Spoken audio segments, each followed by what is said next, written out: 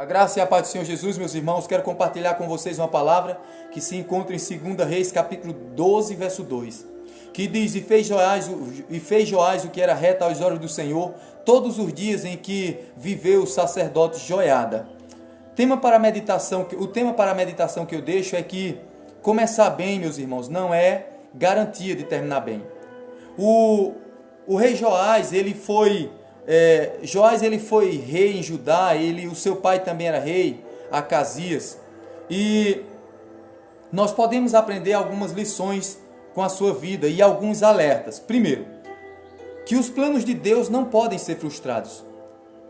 Joás, ele foi como um tição tirado do fogo, podemos dizer assim, porque quando ele tinha apenas 1 ano de idade, o seu pai Acasias, que era rei, foi morto. E a sua avó Atalia, que era uma adoradora de Baal, ela era filha do perverso rei de Israel, Acabe.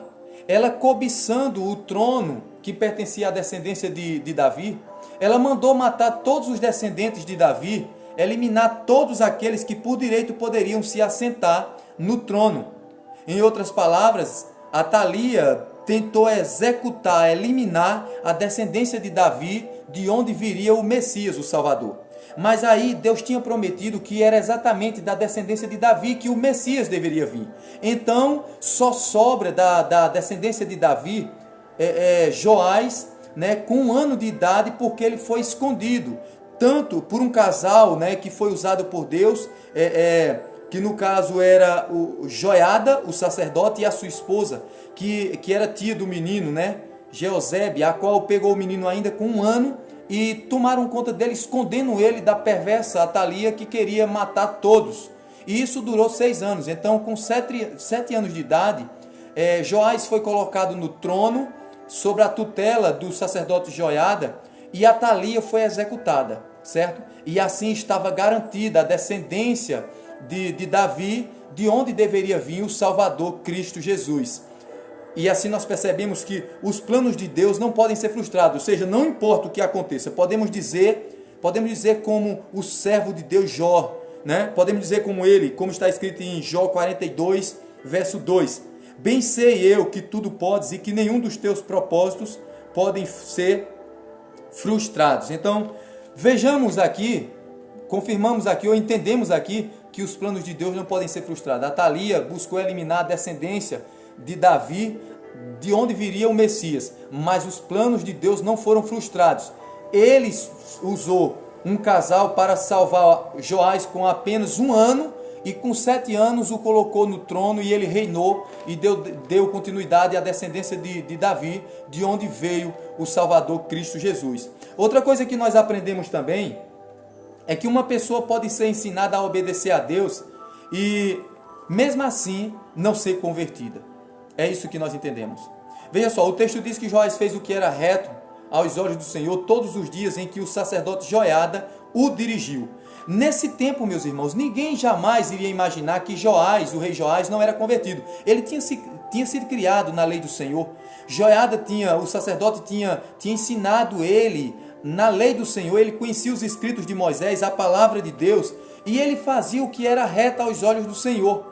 Então ninguém jamais iria imaginar que ali dentro do coração daquele rei, dentro dele não havia realmente um homem convertido, mas ele fazia o que era reto aos olhos do Senhor. Então Joás representa, meus irmãos, muitas pessoas nos dias de hoje que professam fé em Jesus, certo?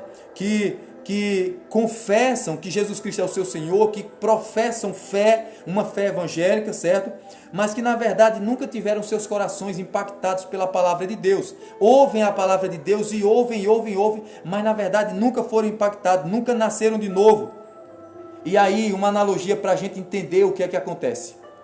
Olhe para um macaco ou um outro animal, mas vou citar um macaco que, por exemplo, um homem pega um macaco, ensina ele a comer de garfo, de faca, de colher, a andar de bicicleta, ensina um macaco a se comportar como gente. E de início ele se comporta, durante muitos momentos, se comporta como gente, como ser humano. Mas a questão é que ele não deixa de ser macaco, e a prova disso é que uma hora ou outra ele vai abandonar as coisas de homem, aquelas atitudes que ele foi ensinado, e vai voltar a fazer apenas o que é proporcional a um macaco. ele vai subir numa árvore, se pendurar e começar a gritar e simplesmente abandonar aquelas coisas que ele tinha sido ensinado. Né? Então ele faz aquilo por instinto e não por natureza. Ele come com um garfo, ele anda numa bicicleta, ele faz certas coisas que algum homem ensinou para ele por instinto, não por natureza, porque por natureza ele é um macaco. Agora entenda uma coisa, porque há muitas pessoas dentro das igrejas que também são dessa maneira. Eles são ensinados a se comportarem como cristãos, eles são ensinados a se comportarem como pessoas convertidas que pertencem a Deus, mas na verdade eles nunca nasceram de novo. Eles se comportam, eles fazem o que é reto aos olhos de Deus, mas o que acontece? Do mesmo jeito de Joás, que fez o que era reto aos olhos do Senhor, durante o período em que o sacerdote Joiada o dirigia. Essas pessoas, eles vão fazerem o que é reto aos olhos do Senhor, enquanto alguém os estiver dirigindo. Se eles estiverem sozinhos em algum lugar, como um macaco que só toma aquelas atitudes ou faz aquelas coisas que um homem ensina para ele, atitudes de um ser humano, quando uma pessoa está ensinando ele aquilo ali no pé dele, assim também muitas pessoas que se encontram dentro das igrejas estão nessa situação. Foram adestradas, ensinadas a se comportarem como pessoas convertidas, mas que na verdade nunca foram convertidas. E aí eu creio, irmãos, que essa pandemia que nós estamos vivendo da coronavírus vai exatamente revelar muitos corações. Porque é um momento em que os crentes estão sendo separados, cada um para seu lugar. E aquele grande fervor, os momentos de encontro, né, da igreja, o culto público, não está acontecendo. Então o que acontece? Muitas pessoas que tinham sido ensinadas a se comportarem como cristãos, agora elas vão voltarem a se comportarem como sempre foram antes. E acerca dessas pessoas, também nós vamos encontrar sempre na palavra de Deus textos que vai se dirigir a pessoas dessa maneira, como por exemplo, João vai dizer que eles saíram do nosso meio para que eles saíram, 1 João capítulo 2, verso 19, diz assim: eles saíram do nosso meio, mas na realidade não eram dos nossos, pois se fossem dos nossos, teriam permanecido conosco. O fato de terem saído mostra que nenhum deles eram dos nossos, ou nenhum deles pertencia a nós. Então é um período em que muitos corações vai ser revelado, muitos corações vai ser manifestos, porque agora é um momento em que o verdadeiro cristão, aquele que tem atitude de cristão, aquele crente que age não porque alguém o está impulsionando externamente, ou um amigo, ou uma pessoa, mas aquele que age em obediência a Deus, indo nos cultos, orando, estudando as Escrituras, pessoas que se comportam dessa maneira, baseado verdadeiramente no poder do Espírito Santo, nesse momento ele vai continuar buscando ao Senhor.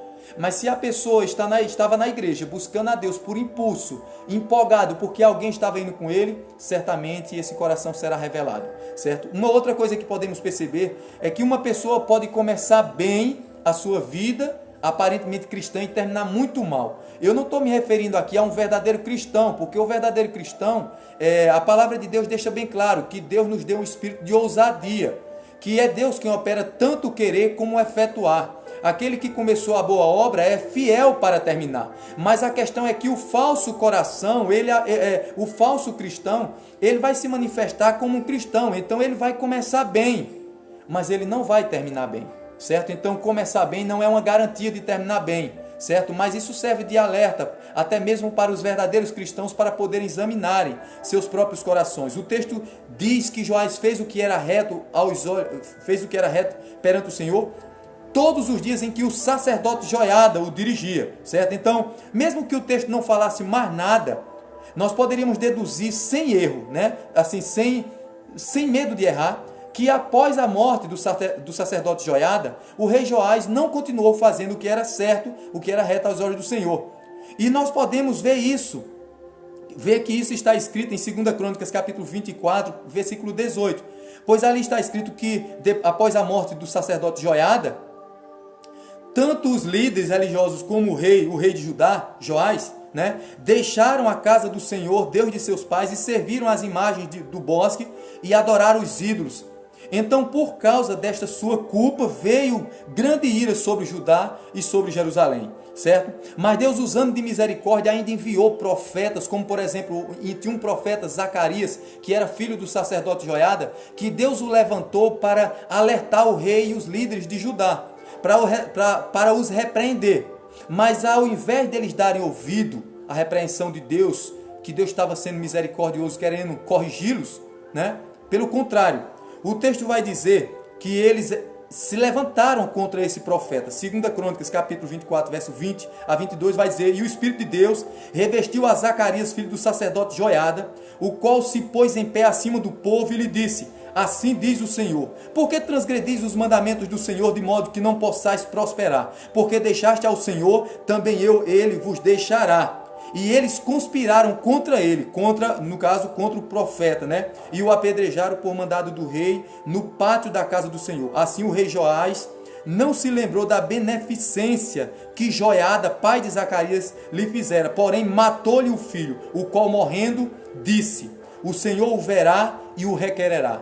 Essa foi a recompensa que Joás deu ao sacerdote que salvou a sua vida, Joiada, matando o seu próprio filho, quando esse estava cheio do Espírito Santo, o repreendendo para que ele não morresse pelos seus pecados, né? Então observe que o rei Joás, ele começou bem, né? Ele começou muito bem, como um verdadeiro crente, aparentemente com cara de crente, dentro da igreja, no templo, orando, buscando ao Senhor, fez reforma do templo e muitas grandes coisas quando vamos observar a história dele, né? Mas ele não terminou bem.